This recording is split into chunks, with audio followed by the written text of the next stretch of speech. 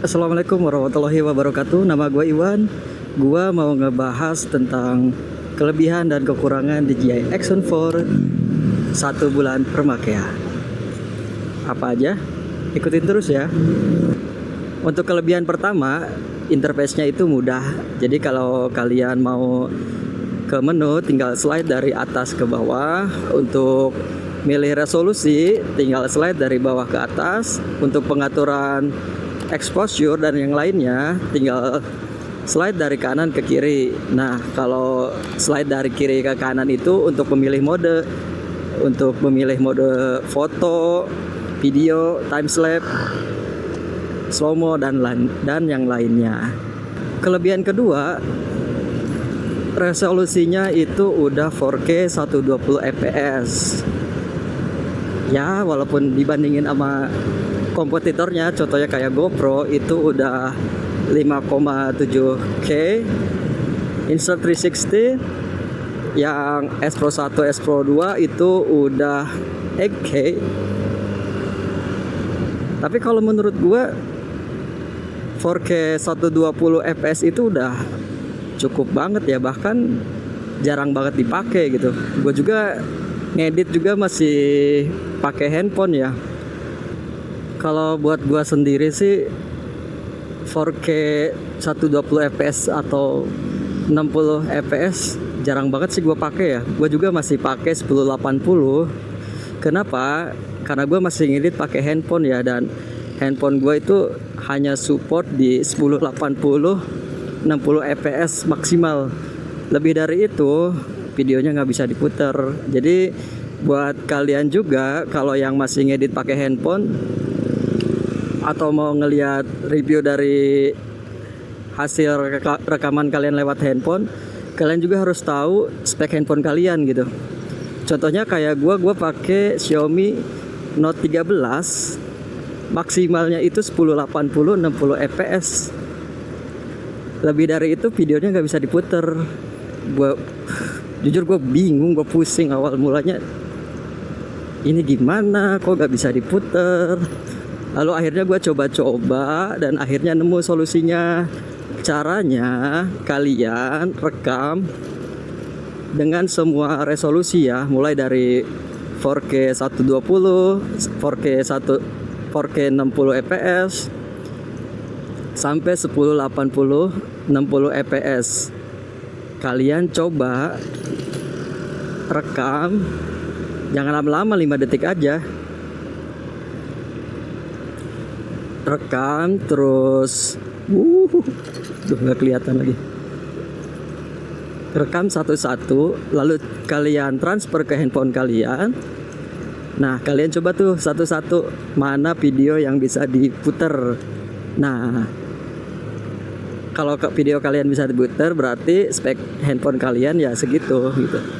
Contoh kayak handphone gua kan 1080 fps itu udah maksimal banget. Damn. Lalu berikutnya, kelebihan DJI Action 4 itu udah support fast charging. Jadi kalian ngecharge dari 0 ke 80 itu gak nyampe sejam udah penuh. Dengan catatan kepala charger kalian juga support gitu. Buat yang beli yang combo adventure, kalian udah dapat multicast charging yang fungsinya bukan hanya buat nyimpen baterai kalian, tapi buat ngecharge juga, buat nyimpen kartu memori juga di atas tutupnya, di bawah tutupnya, di atas. Gimana naruhnya? Jadi multicast ini fungsinya kayak TWS juga gitu, kayak case-nya TWS. Jadi kalau kalian taruh baterainya, tinggal taruh plug terus tutup, udah ngecharge, simple. Dan DJI sendiri ngeklaim DJI Action 4 ini baterainya tahan lama ya, dibanding dengan kayak GoPro, lebih awet gitu. Seberapa awetnya sih gua coba, lumayan ya. Gua ngecharge tuh jarang loh, 2 hari sekali baru gua charge, atau sehari sekali kalau pemakaiannya berat. Keren sih. Oke, berikutnya itu tidak ada overheating. Selama sebulan ini gua pakai nggak ada overheat ya. Panas-panas dikit wajar lah ya. Tapi untuk overheat atau videonya sampai nge-freeze itu enggak ya. Apalagi kalau perekamannya 1080 adem-adem aja, apalagi sambil jalan kayak gini ya, adem-adem aja sih, gak ada overheating. Kecuali kalau kalian rekam dengan resolusi tinggi kayak 4K 60 fps, ya paling anget-anget dikit lah kalau diajak jalan gini. Kalau standby mungkin ya, kalau pakai tripod baru tuh berasa rada anget, tapi gak sampai overheating atau nge-freeze atau mati gitu. Jadi gua salut sih durability dari DJI ini, keren sih. Durability-nya itu gak kaleng-kaleng gitu. Buat harga yang gak dibanding dengan kayak GoPro sama 360S Pro, menurut gua DJI worth it sih. Berikutnya buat kalian yang suka color grading, DJI Action 4 ini udah ngedukung D-Log 10-bit yang sejuta warna. Wow. Buat kalian yang suka grading, ini fitur yang menarik ya, udah 10-bit gitu, 1 juta warna. Buat kalian yang gak suka color grading, tenang aja. Setelah update dari versi sebelumnya yang hanya 8 bit, sekarang udah 10 bit. Jadi warnanya itu lumayan lah, bagus. Kalau menurut gue bagus. Lalu berikutnya itu ekosistem ya. DJI ini mirip-mirip kayak Apple, contohnya kayak iPhone, iWatch, MacBook, dan lainnya itu berkesinambungan ya. DJI ini mirip-mirip sama Apple. Contoh, DJI kan baru ngeluarin produk terbarunya yaitu DJI Mic 3. Nah, itu bisa dipakai via Bluetooth ke DJI Action 3, 4, DJI 360 sama DJI Osmo Pocket 1, 2, 3. Berkesinambungan dan harganya juga berkesinambungan sama Apple gitu. Harga dan kualitasnya itu berbanding lurus gitu. Seperti gua sendiri, gua pakai DJI Mic Mini yang udah gua bahas di video sebelumnya. Kualitasnya ya bagus sih. Oke, lanjut. Sorry videonya kepotong karena kemarin keburu maghrib, jadi gua ngambil video lagi di hari berikutnya. Lalu lanjut buat kelebihan DJI Action 4 adalah, kelebihan selanjutnya adapter audionya itu fleksibel ya. Jadi gue pernah nyoba dari yang paling murah yang 25 ribuan, 20 ribuan, sampai yang agak mahalan yang kayak Saramonic tipe SRC 2003 sama BYK 04. Kalau audio adapter ori dari DJI, jujur gue belum nyoba karena yang pertama barangnya itu goib. Susah, gue udah nyari-nyari di e-commerce, lumayan susah, dan harganya juga lumayan ya, makanya gue pilih DJI Mic Mini. Audio adapter yang pernah gue coba itu mereknya Saramonic dengan tipe SRC 2003, itu TRS. Suaranya itu ya lumayan lah, bagus sih, udah termasuk bagus. Tapi dengan catatan audio mic-nya juga itu harus TRS juga ya, jangan TRRS, itu gak masuk. Bedanya TRS sama TRRS itu apa sih? Bedanya itu dari garisnya. Kan jack audio tuh ada garis-garisnya gitu ya, yang male-nya. Nah, kalau yang TRS itu garisnya 2, yang TRRS itu garisnya 3. Jadi kalian jangan sampai salah beli ya. Harus tipenya sama, TRS ke TRS, TRRS ke TRRS. Lalu gue juga pernah nyoba audio adapter mereknya Boya dengan tipe BYK. Kalau Boya ini, kalau yang BYK 4 ini tipenya TRRS ya. Suaranya bagus juga, tapi ada sedikit kekurangan. Kekurangannya itu dari settingan. Jadi kalau kalian setting audionya di mono, yang keluarnya itu stereo. Dan begitupun sebaliknya ya. Kalau kalian settingnya stereo, keluarnya mono.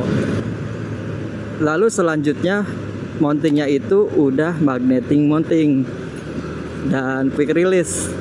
Jadi kalau kalian mau ganti mode dari landscape ke portrait, tinggal tekan dua tombol di bawahnya, lepas lalu pindahin modenya dari landscape ke portrait. Pastikan ada bunyi klik. Nah, itu baru kita bisa jalan. Jangan sampai enggak ya, nanti jatuh lagi. Dan dengan catatan harus pakai protective case. Jadi kalau nggak pakai protective case, itu hanya bisa landscape, jadi nggak bisa portrait. Protective case ini juga berfungsi buat, karena ada magnetnya ya, jadi kalian bisa nempelin ke media besi. Tapi media besinya itu harus yang solid, jangan kayak baja ringan, itu kurang nempel, jadi bahaya. Jadi kalau yang besi solid, kalian tinggal tempelin aja, udah. Jadi kelebihan berikutnya adalah waterproof tanpa protective case. DJI ngeklaim ini bisa nyampe kedalaman 18 meter tanpa protective case atau waterproof case. Jadi kalau hujan-hujanan atau gerimis-gerimis doang mah aman. Dengan catatan semua yang bisa dibuka itu harus ditutup. Contohnya kayak tutup baterai, cover lens, sama USB. Tutup USB itu harus ditutup. Jadi kalau yang pakai adapter audio itu gak bisa waterproof. Jadi harus dilepas dulu, ditutup baru waterproof. Lalu kelebihan selanjutnya adalah mode quick capture. Mode quick capture itu apa sih? Mode quick capture itu mode cepat kalau kameranya, contoh kayak kamera kita mati nih, dalam keadaan mati, terus kita tekan tombol rana, itu otomatis langsung ngerekam. Dan ketika kita sudah selesai ngerekam, tekan tombol rana lagi, baru kameranya itu dalam 3 detik langsung mati lagi. Dan apa sih pak, jadi bisa menghemat baterai ya. Dan buat gue yang kalau ngambil video cut to cut, ini berguna banget. Tapi kekurangan dari mode quick capture ini dari audionya. Contohnya kalau kamera dalam keadaan mati, lalu kita kan tekan tombol rana, nah itu kan langsung ngerekam ya karena quick capture. Nah kita itu harus nunggu selama 2 atau 3 detik dulu, baru audio itu connect. Nah kalau kita langsung ngomong, jadi audio itu belum connect, jadi suaranya masih pakai audio internal. Contohnya kayak gini nih, ntar gue contohin ya. 1, 2, 3, 1, 2, 3. Nah, harus nunggu 2 atau 3 detik dulu baru kita bisa ngomong. Begitu. Oh, orang nyebrang di sini, berani ya. Oke, last but not least, kelebihan lainnya dari DJI Action 4 itu udah ada fitur yang namanya Rocksteady dan Rocksteady Plus. Gunanya buat apa sih? Gunanya itu buat menyeimbangkan video. Jadi videonya itu gak goyang-goyang, jadi smooth like butter. Lalu ada juga namanya horizontal stabilizer. Nah, itu apa lagi? Itu adalah sama kayak Rocksteady, tapi bedanya ini dia lebih ekstrim lagi. Kayak contoh kalau ada goyangan yang 360 sampai 360 derajat, videonya itu tetap flat, tetap halus gitu. Gue belum pernah nyoba sih. Ntar gue coba deh. Oke, gue rasa cukup ya ngebahas kelebihan dari DJI Action 4. Kalau ada kurang-kurang atau kalian mau nambahin, silahkan ditambah di kolom komentar ya.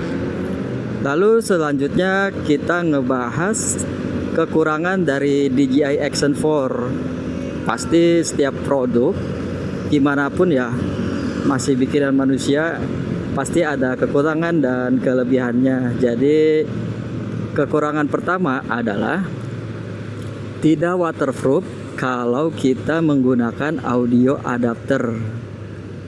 Seperti yang sebelumnya udah gua bahas, kalau pakai audio adapter jadi tidak waterproof gitu.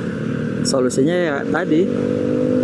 Solusinya itu ada dua ya. Yang pertama, kalian lepas audio adapternya, tutup USB-nya.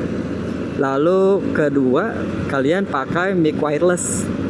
Contohnya kayak dari DJI ini kan ngeluarin mic wireless, dimulai dari DJI mic 1, mic 2, mic 3, yang terbaru mic 3, lalu ada juga DJI mic mini kayak yang gua pakai sekarang.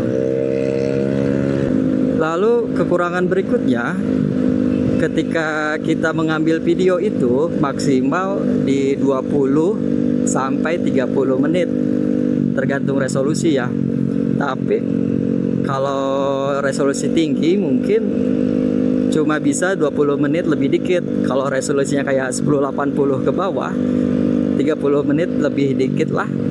Untuk sebagian orang itu adalah kekurangan ya. Tapi kalau gua pribadi yang kalau ngambil video itu cut to cut, jadi gak masalah. Paling banyak juga kan, paling gua ngambil video itu kalau udah selesai ngomong paling lama 5 menit, 1 sampai 5 menit lah. Tapi kalau menurut gua pribadi sih gak masalah ya. Toh gua juga ngambil video itu cut to cut.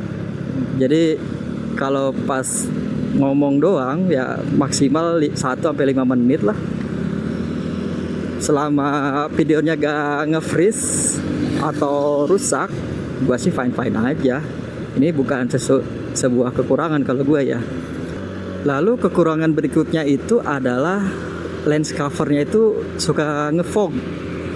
Jadi kalau dalam keadaan cuaca yang dingin atau hujan, itu lensanya itu suka ada fog gitu. Solusinya gimana? Ya kalian lap aja, tapi hati-hati ya, pakai kain lap yang halus, yang kayak buat kacamata tuh. Lalu solusinya lagi tuh kalian pakai lens covernya itu jangan kenceng-kenceng, khususnya kalau lagi dalam keadaan cuaca dingin doang ya. Kalau hujan mah ya jangan. Lalu kekurangan berikutnya adalah lalu laginya itu kurang. Menurut sebagian orang sih kurang ya, tapi kalau menurut gua pribadi sih selama pengaturannya pas, oke-oke aja sih, cukup-cukup aja. Dan action cam terbaik masih dipegang sama Insta360, baik yang S Pro 1 atau S Pro 2. Itu low light-nya udah the best lah kalau buat action cam. Oke, untuk kekurangan selanjutnya adalah cover lensnya itu tidak water repellent. Jadi kalau hujan, bulir-bulir airnya itu nggak turun sendiri, nggak kayak GoPro gitu. Kalau GoPro kan karena udah di coating ya, jadi bulir-bulir hujannya itu turun sendiri gitu. Oke, sekian dulu gua ngebahas tentang kelebihan dan kekurangan DJI Action 4 setelah pemakaian pribadi selama 4 bulan. Jadi kalau ada kekurangan atau kelebihan silakan tulis di kolom komentar ya. Jadi pada intinya DJI Action 4 ini di tahun 2025 apakah worth it? Menurut gua worth it banget sih, dengan harga yang lebih murah dari kompetitornya kayak GoPro 12, GoPro Hero 13 atau Insta360 yang S Pro atau S Pro One. Bagi gua worth it banget ya, dengan fitur yang ditawarkan, dengan kelebihan yang lumayan banyak, dengan kekurangan yang gua rasa sih bisa sangat dimaklumin ya. Bahkan buat gua pribadi itu bukan sebuah kekurangan ya. Jadi kembali ke diri kalian masing-masing gitu. Tapi kalau menurut gua sih ini worth it untuk tahun 2025 atau 2 apa 3 tahun lagi lah ya.